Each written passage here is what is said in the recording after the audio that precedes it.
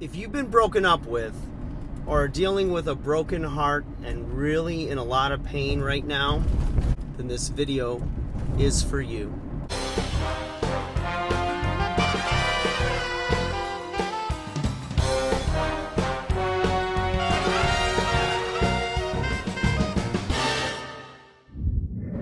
Hey guys, welcome back to 5nothing100nothing.com. I am Fuggin, and that stands for the fittest underdog guru using intelligent tactics. And guys, I want to talk to you out there.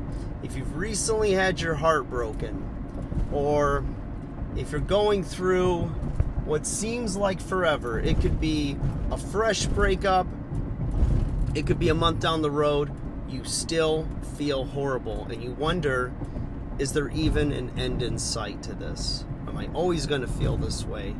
You know, whenever you're in love with somebody, or you've been with somebody for a long time, maybe even a short time, but you know, you've let your guard down, you've opened yourself up, your emotions, you've shared your life with somebody, and you thought that it was going to last, that this person was always going to be in your life. But something happened.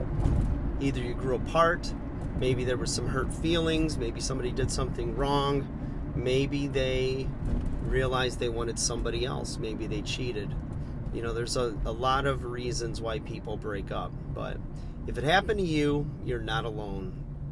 And if it's your first breakup or something that just hurts so bad, it feels like it's like a death. You know, I've often said my first heartbreak, I felt like it was worse than the death of family members that were close to me. And it sounds weird to say that, but, and no, I loved my family and it did hurt.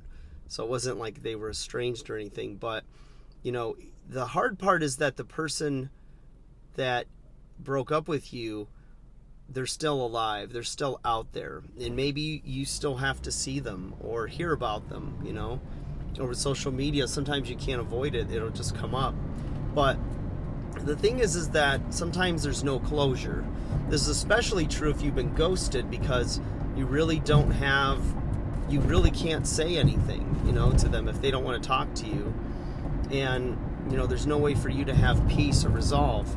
But, you know, the truth is, it's not really like your choice if they've ghosted you. You can't make them be in your life. You can't make them sit across from you or give you an explanation. You're simply left to pick up the pieces, and you can make the decision to move on and to just cut it out of your life, you know, like the idea of getting them back. You can control that. You can kill the idea so that you don't leave anything even in your imagination or in your hope. If there's a place in your heart where you hold out hope for it, you know, you can be the one that decides, no, there is no hope, and you can take control of something, since you can't control the fact that the relationship ended and it didn't end on your terms. You know, sometimes you're in a bad relationship and the other person was just the one to say it first and break it off. And all of a sudden, because you didn't have the control, you start freaking out and start becoming a little bit overly emotional and perhaps irrational, and say, wait a minute, no, I do love them, I do want to be with them. In those situations, what I've often seen is that if that person does give you another chance, then it's like already kind of broken, right? There's already some scar tissue there. You know, there's some calluses, and it's never quite the same because that trust was violated, and now there's a vulnerability and a little bit of resentment perhaps, unless it's completely dealt with and, you know, discussed. You need to have communication and maybe even some counseling in some cases. But the thing is with a broken heart, you guys, if you're going through it, I'm really sorry. I know it really sucks. It feels like the end of the world. There's a lump in your throat. Your heart hurts constantly. You can't eat. You can't sleep. You feel panicky. You might, you know, lay there in bed and just squirm, like you just feel like you have all this energy. And you're going to want to make all these major decisions and changes in your life. Perhaps on one hand to try to get the other person back. On the other hand, it's to also try to erase the memory of them. So you want to change everything in your life, whether it's a job, where you live, your style, your hair, your clothes. Maybe you go to the gym. Maybe you don't go to the gym, but you start to change all these things in your surroundings. And the feelings to do that are there, and it's part of the healing process, or the stages of grief that come. And I know I've done videos in the past on the 5 stages of grief whenever you are brokenhearted or you're trying to move on, and being similar to somebody's death that was close to you. And the thing is that they don't just come like step 1, step 2, step 3. They come in waves, and they fade in and out of intensity as well. And it can seem like it's taking forever when you're healing. And like I said, everybody's different in the way they get over a breakup. Some people say, well, the best way to get over someone is to get under somebody else. And the thing is, if you've done that, you'll know that it leaves you feeling very empty. You don't get any personal growth. You might get like a little dopamine rush or a little ego boost, because it kind of proved to yourself that you're still lovable, you're still attractive, you're still desirable. And everyone handles it in their own way, so I'm not going to tell you what's right or wrong with that, but I can tell you that if you get into a cycle of that, it's not good for your healing. Sometimes you just need to feel the pain. Sometimes you just need to cry, and to just deal with the discomfort and the pain and the suffering emotionally that comes with a breakup. It's almost like you need to grieve. With every tear, it's cleansing you. It's making you stronger.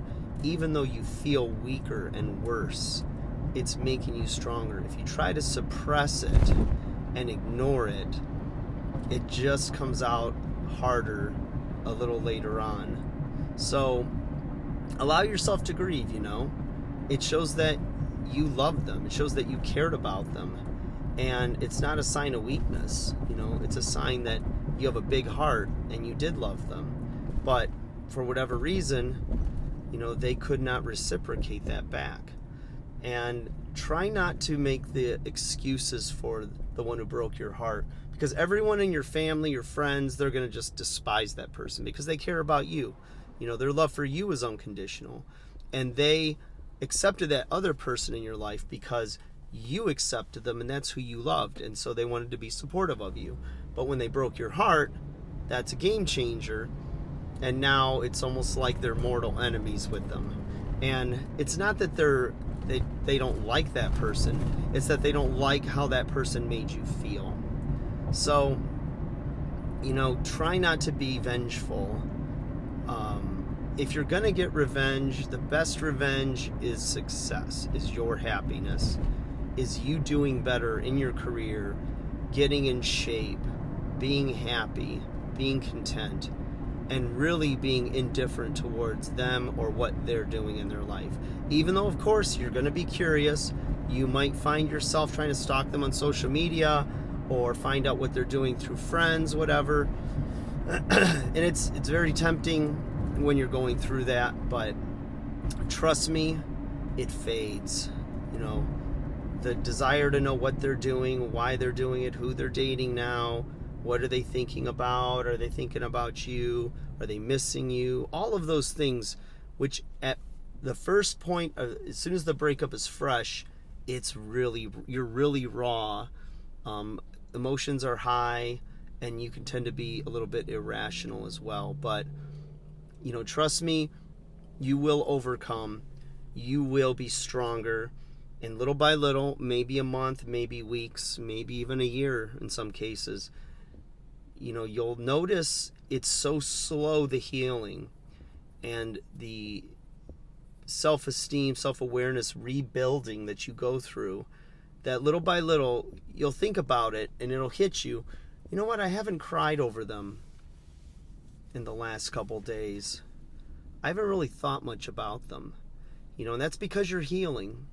It's like if you are running and you break your leg, you fall down, that leg's going to need time to repair. Soon you're gonna be on crutches, right? Till it's healed. Then you're gonna be able to get rid of the crutches. It's still gonna hurt. You're gonna have a little bit of a limp, but you're gonna keep going. That leg's gonna get stronger. The muscle's gonna rebuild. It's gonna get back to where it was. And before you know it, and it seems like a long time when you're going through it, but before you know it, you're gonna be running again. And when bone breaks and heals, it heals and it's stronger than it was before. Just like you'll be stronger. You'll be a little stronger. You'll be a little wiser. Yeah, there'll be a part of you that hurts over it, but the hurt won't dominate. It won't be so overwhelming anymore. It'll just be a passing thought. Because that's the beautiful thing, is life is all about change. It's all about growth. It's about challenges. And you can't let yourself emotionally sit in that place where you're stuck, like in a time warp, where you never move past or progress past that relationship, because everybody deserves the right to be happy. And it may not be the time to hear it now, but you'll know it in time that I'm right. Everybody deserves to be happy. And if that person truly wasn't happy with you, then you should let them go. You might be a little bit hurt at first, or maybe a lot hurt at first, and resentful. But in time, you may not fully understand why, but you'll accept it and you'll let it go, and you'll find love again when you open your heart up to it. Don't worry about time frames. If you meet someone who's the love of your life tomorrow, that's great. Some people will tell you, well, it could be a rebound, and maybe it is a rebound. If the person's either exactly like your ex or they're the complete polar opposite of them, it might be a rebound. But at the end of the day, everybody takes the road they're going to take. And you got to do what you got to do for you to heal. But try to do things and choose activities and behavior patterns that are going to make you better, not worse.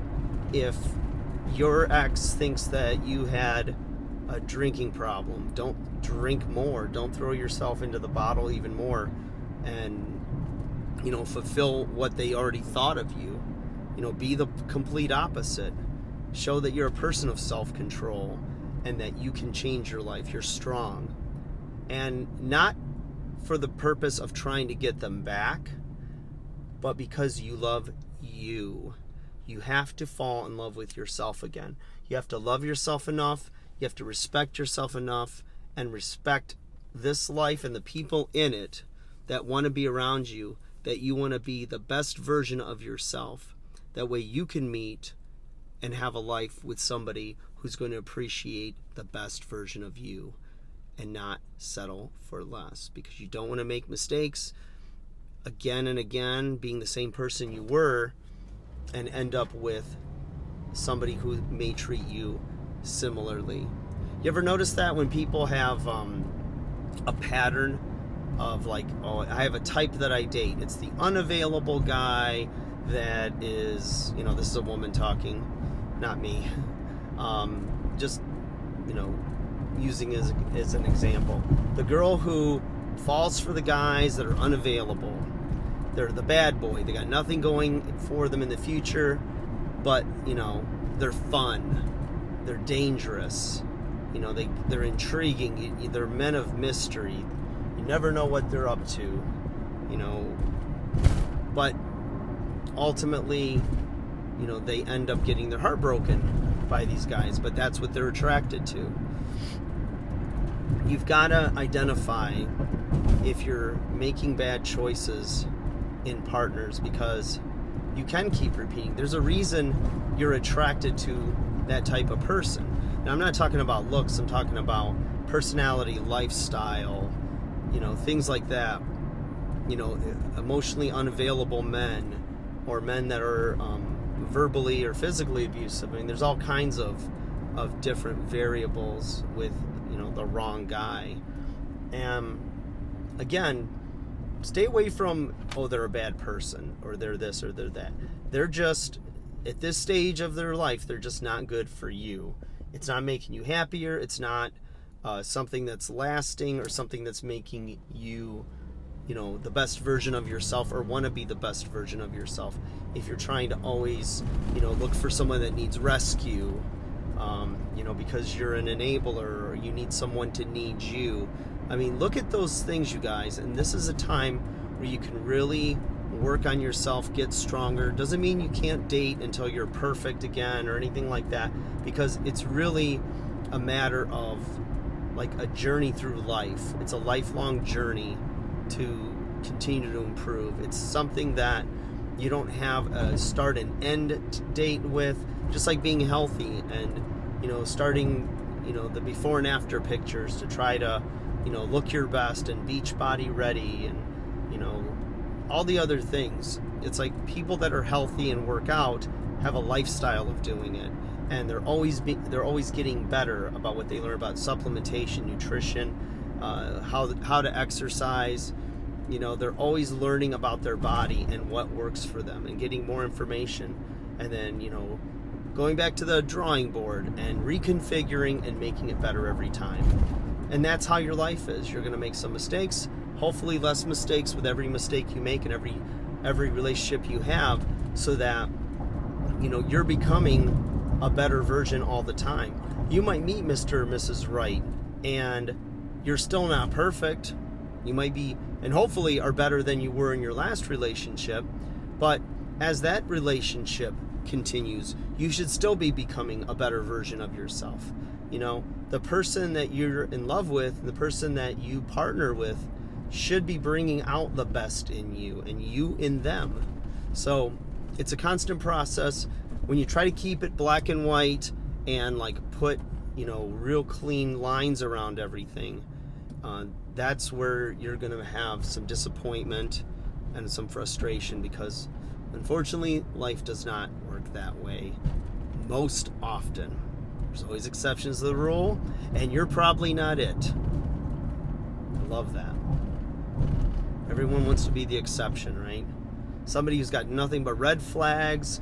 Every one of your friends and family tell you that it's not a good person, it's not going to work, and you're like, you don't know him like I know him. It's different with them. What is the story about nursing a snake back to health that was hurting? And then the guy is nursing this snake back to health because it's going to die. And the snake gets healthy. It's a venomous snake, by the way. So the snake is finally healthy enough to be on its own. And then it strikes and bites the person who saved its life. And the guy goes, why did you do that to me? I took care of you. I saved you. I nursed you back to health. He goes, yes, you did do all of that, but you forgot I'm a snake. And that's what they do. How that ties in, I'm not sure. But guys, just want to give you that kind of short story long about heartbreak. Hopefully distracted you, maybe entertained you for a few minutes, but in all seriousness, I do feel for you. And I've been there. Many people have. Probably a lot of your friends have been through heartbreak, and everybody handles it a little differently. So you do you, but try to be positive. Try to find the joy in the little things. Pick up a hobby. Pick up an old hobby you used to do. Visit old friends that you've lost touch with because you were 24/7 around this other person. And allow yourself to grieve. It's okay. It's okay to cry. That's cleansing you. It's okay to miss them. It's cleansing you. And it's unfortunate you don't have the benefit of hindsight to be able to look back from a year or 2 years from now, because you're going to kind of laugh at the way you reacted now. But it's okay, and it's not funny or anything, but it'll be funny to you when you think back to how you felt now, and that panicking and that sweating and that heartbreak and those lumps in your throat. But you're going to be okay. You're going to be just fine. Many of us have lived through it, and we're better for it, even though it's extremely painful when you're going through it. But you know what? You're going to find the love of your life, and you're going to thank God every day that person was not the one you settled for. Like, share, subscribe.